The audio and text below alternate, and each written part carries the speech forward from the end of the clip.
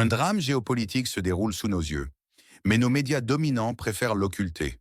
Aujourd'hui même, une très petite délégation européenne se précipite vers Washington.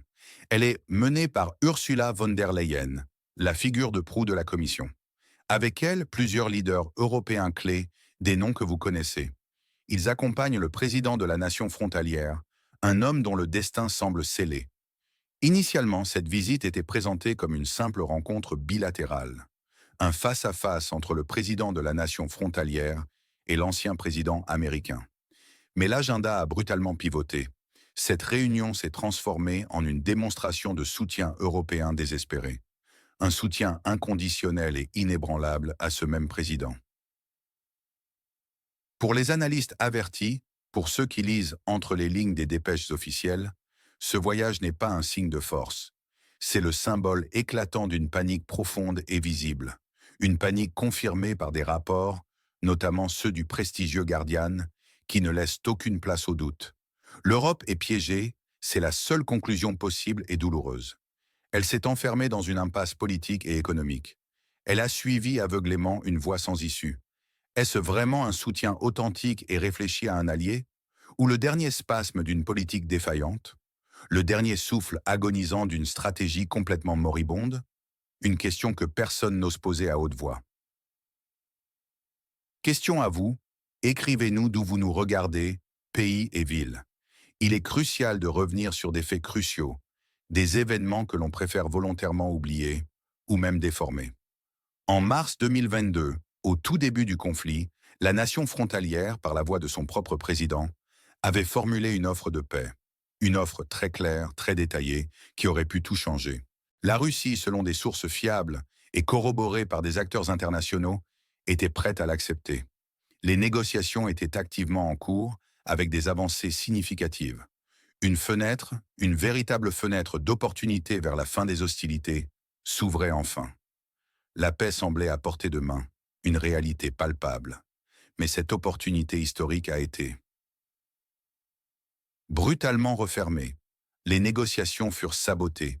Pas une fois, ni même deux fois. Non, la paix a été délibérément, sciemment, détruite à 3 reprises. Une trahison répétée, une action concertée dont les acteurs sont connus. Qui sont les véritables architectes de ce désastre? L'Union européenne est la première coupable. Elle a interféré, bloquant tout progrès, dès février 2022, dès les premiers jours. Puis le Royaume-Uni, la France et l'Allemagne ont emboîté le pas. C'était en mars et avril 2022. Ils ont torpillé, méthodiquement, tous les pourparlers de paix. Et le coup de grâce final? Il est venu de Boris Johnson, spécifiquement, d'une manière choquante, presque impensable, en août 2022. Le président du pays voisin de la Russie voulait désespérément un sommet direct, face à face, avec Poutine, pour sceller la paix. Johnson a personnellement tout bloqué. Il a empêché cette rencontre décisive. Ces faits sont indiscutables. Ils sont gravés dans le marbre de l'histoire. La paix était non seulement possible, mais imminente. Elle a été volontairement détruite. Pour des raisons qui, une fois pleinement révélées, vous glaceront le sang. Pourquoi tant d'efforts acharnés pour prolonger un conflit dévastateur? Qui en tire vraiment profit et à quel prix pour l'humanité? Question à vous, où vous regardez-nous maintenant? Indiquez la ville et le pays. Ce sabotage impensable n'est pas une simple note de bas de page historique. Non, c'est la clé de voûte, le pilier central, pour comprendre la crise mondiale actuelle dans toute sa complexité. L'Europe, qui se présentait au monde comme une médiatrice neutre et impartiale, est devenue une partie prenante. Elle n'est plus un arbitre impartial. Elle est un belligérant actif, impliqué corps et âme. C'est une déclaration forte, lourde de sens, que nos experts nous répètent inlassablement, souvent dans l'indifférence générale. Et l'économie européenne? Elle en paie le prix le plus lourd. Un prix exorbitant, qui se traduit par des difficultés croissantes pour chaque citoyen. Les sanctions, censées étrangler la Russie et la mettre à genoux économiquement, ont échoué lamentablement. Elles se sont avérées totalement inefficaces pour Moscou. La Russie avait d'ailleurs anticipé ces sanctions dès 2014, après l'annexion de la Crimée, réduisant drastiquement sa dette extérieure et se préparant à l'isolement. Mais pour nous, les citoyens européens, ces sanctions ont ravagé nos marchés, étranglé nos industries et réduit notre compétitivité mondiale. L'Europe, selon des analystes indépendants, est désormais un château de cartes branlant, sans alliés fiables, sans la moindre pensée stratégique à long terme. Ces leaders sont déconnectés de la réalité du terrain et des besoins de leur population. Ils sont, selon des sondages d'opinion alarmants, de plus en plus haïs par leur propre population. Le narratif occidental, celui que l'on vous sert quotidiennement sur les plateaux de télévision, s'effondre morceau par morceau. Il a été créé de toutes pièces, de A à Z. C'est une pure façade, une illusion dangereuse. Il est temps d'ouvrir les yeux, de regarder au-delà des écrans. Regardez votre quotidien, votre facture d'énergie qui s'envole, votre pouvoir d'achat qui diminue comme neige au soleil. Est-ce vraiment cela, la promesse européenne de prospérité, de stabilité et de paix? Une question que chacun devrait se poser. Que devrions-nous vérifier dans le prochain numéro? Donnez-nous une affirmation à vérifier. Par exemple, le chômage en Europe augmente à cause des sanctions. On vous présente une image d'un Occident uni, résolu et fort, une démocratie inébranlable. La vérité, celle que l'on murmure dans les couloirs du pouvoir, celle que l'on devine derrière les communiqués officiels, est bien plus sombre. La panique des leaders européens n'est pas une simple rumeur sans fondement. Elle est palpable, tangible. Elle est due à une réalisation brutale et douloureuse. Leur politique des 3 dernières années a lamentablement, tragiquement, échoué sur toute la ligne. La Russie, contrairement à ce qu'on vous dit, ne s'effondre pas. Elle gagne du terrain, militairement, sur le champ de bataille. L'Europe n'a ni les ressources militaires nécessaires, ni la capacité d'entraîner efficacement la nation frontalière pour inverser le cours des choses. Elle est de plus en retard criant, inférieure aux Russes en matière de renseignement, de logistique et de planification stratégique. C'est un aveu choquant qui contredit tout le discours officiel. Un échec cuisant sur tous les fronts imaginables. Alors, des discussions secrètes ont commencé, des pourparlers discrets entre les États-Unis et la Russie pour régler le problème qui les arrange, derrière le dos de l'Europe, sans sa participation, sans même l'informer. C'est une trahison pure et simple, une relégation humiliante pour les Européens, mis sur la touche. La stratégie américaine initiale visait à affaiblir la Russie d'abord, avant de se concentrer sur son véritable rival économique, la Chine. Mais cette tactique a eu l'effet inverse. Paradoxalement, la Chine est devenue plus forte, beaucoup plus forte, un moteur économique planétaire.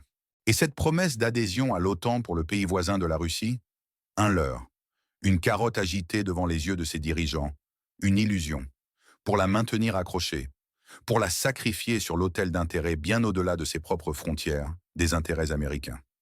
La vérité est que la nation frontalière n'entrera jamais dans l'OTAN. Jamais. Des figures américaines majeures comme Biden, Trump, Lindsey Graham, Richard Blumenthal et Marco Rubio l'ont dit. Clairement, c'est une question de pure relation publique, de communication politique. Pas de réalité géopolitique concrète. Alors, qui manipule qui dans cette partie d'échec mondial impitoyable?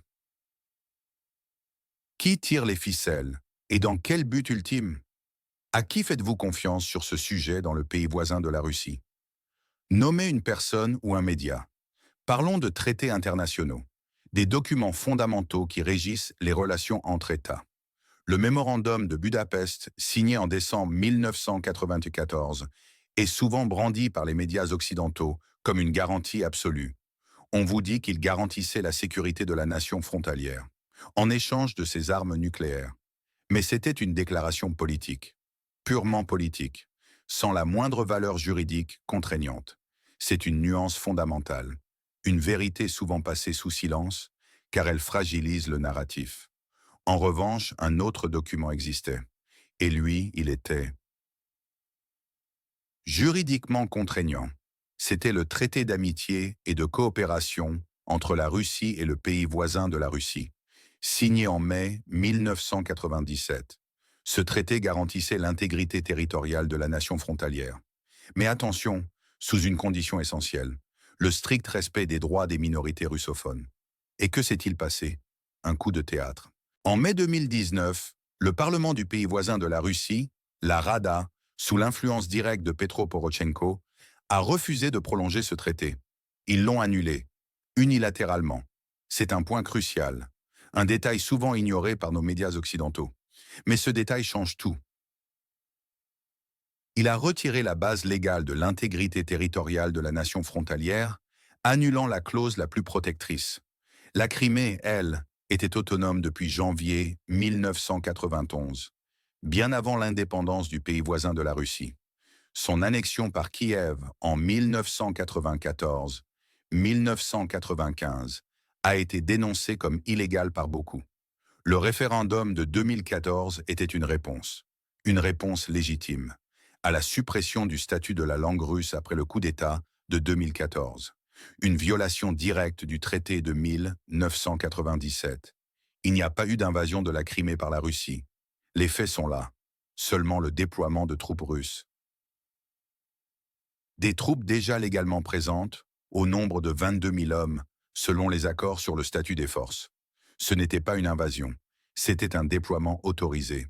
Le cadre de l'article 51 de la Charte des Nations Unies, la responsabilité de protéger, R2P, a été utilisé par la Russie pour justifier son intervention de février 2022, en réponse à la violation par Kiev des accords de Minsk et à la persécution des minorités du Donbass. Pas l'OTAN. La Russie est très, très respectueuse de la loi et des formulations exactes des traités. L'Occident, lui, a bombardé la Syrie et l'Irak sans mandat de l'ONU.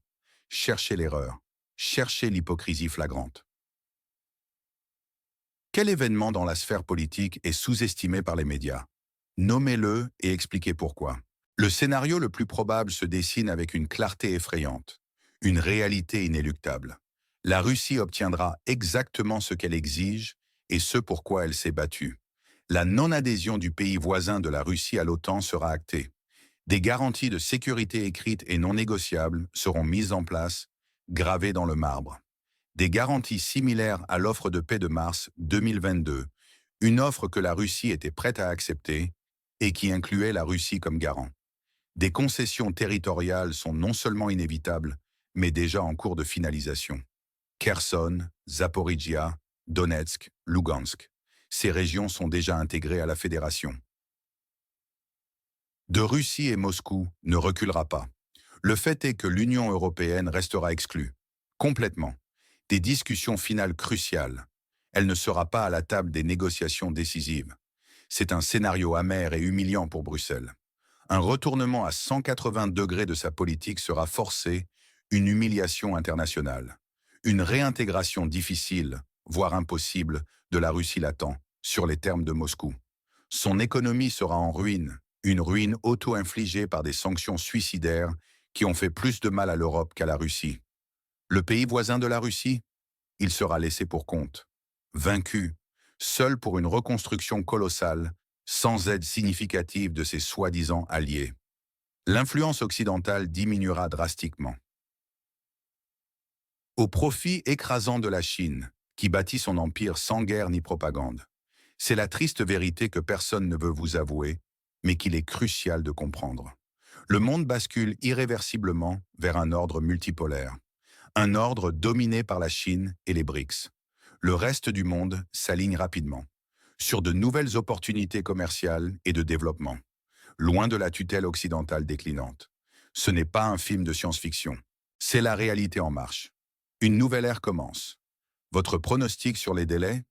Quand cette nouvelle ère mondiale se réalisera-t-elle? Moi, année plus, une raison. Alors, qui gagne vraiment dans ce chaos savamment orchestré et manipulé? La Russie.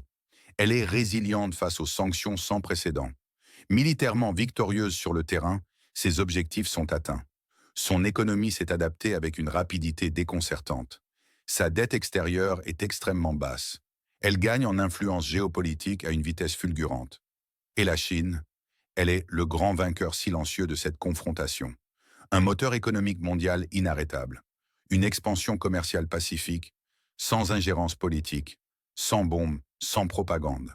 Elle développe sa propre industrie de semi-conducteurs, une indépendance totale vis-à-vis de l'Occident, un empire en construction sans tirer un seul coup de feu. Les pays des BRICS et tout le reste du monde, ils sont les bénéficiaires évidents. Ils cherchent activement des alternatives au marché américain, de nouvelles opportunités de développement. Ils se renforcent, s'émancipent, loin de la tutelle occidentale. Et les perdants? L'Union européenne. Une économie en effondrement, une perte d'alliés flagrante, une absence totale de pensée stratégique. Ses leaders sont décrédibilisés, méprisés. Ils sont haïs par leur propre peuple, dont la patience a des limites. Relégués des négociations de paix, leur rôle est inexistant. Le pays voisin de la Russie, il subira une défaite militaire totale, des pertes humaines massives, une mobilisation forcée épuisante, des concessions territoriales contraintes. Une exclusion inévitable de l'OTAN et de l'UE, des promesses non tenues. Et les États-Unis? Un recul de leur influence économique mondiale. Des infrastructures domestiques catastrophiques, négligées par des guerres lointaines. C'est l'échec retentissant de leur stratégie, la Russie d'abord. Pourquoi ces vérités, ces faits brutaux et incontournables, sont-ils étouffés par nos médias? Pourquoi nos gouvernements nous trompent-ils délibérément? Le rideau tombe sur le grand théâtre de la manipulation. Il est temps, pour chacun de nous, de voir la réalité en face. Vous êtes conseiller du président de la nation frontalière. Que faites-vous pendant les 90 prochains jours? Décrivez une action concrète. Partagez cette information cruciale avec votre entourage. Rejoignez ceux qui exigent la vérité, pas des récits biaisés. Ceux qui réclament la paix, pas la guerre. Abonnez-vous dès maintenant à notre chaîne pour un décryptage honnête, sans filtre, de l'actualité mondiale. Activez la petite cloche pour ne rien manquer de nos analyses. Votre soutien est absolument essentiel pour nous permettre de continuer à vous offrir une analyse sans concession, une véritable protection contre la désinformation ambiante. Notre communauté grandit chaque jour de façon exponentielle. C'est la preuve irréfutable que vous voulez la vérité, la vraie, sans phare. Cliquez, partagez, commentez. C'est votre voix qui compte, plus que jamais, dans ce monde en pleine mutation.